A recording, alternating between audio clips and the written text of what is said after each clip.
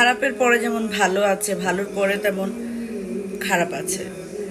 So আজকে যারা শীর্ষস্থানে বসে হীরক রাজার দেশের তামাশা দেখছেন, আপনারা কি মনে করছেন আপনাদের মানে শেষ হবে না? আমরা যারা কষ্ট পাচ্ছি, আমরা যারা দূর থেকে দেখে অথর্বের মতো পড়ে আছি, কিছু করার নাই আমাদের। কালকে একটা রাত গেছে, আমি জানি না কে কিভাবে কাটিয়েছেন, আপনাদের কাছে আমি একটু জানতে চাই। আমার একটা সেকেন্ড আমার চোখের পলক আমার লাগতে পারেনি। মানে শিক্ষার্থীগুলা ওরা ঠিক মতো সেফলি বাসায় গেছে কিনা, বা ওদের ঠিক মতো মানে নিরাপত্তা দিতে পেরেছি কিনা।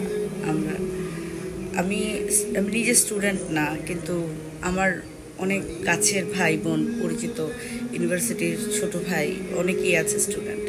সবার জন্য শুভকামনা। আর যারা শীর্ষস্থানে বসে আছেন সবাইকে বলবো, একটু সদয় হন, একটু বিনয়ী হন, একটু সমস্যার সমাধানের দিকে পরিচালনা করুন।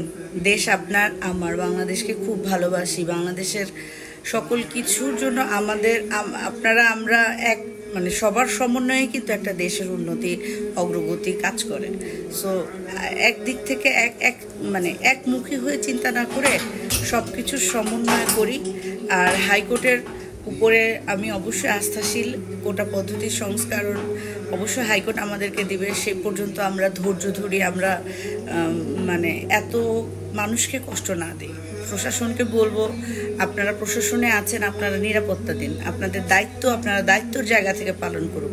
কার কোনো দল মত কারো নির্বিশেষে না করে মানুষের জন্য আপনি কাজ করুন, মানুষকে বাঁচান।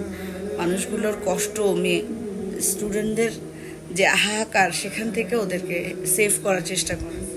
খুব ভালো থাকবেন।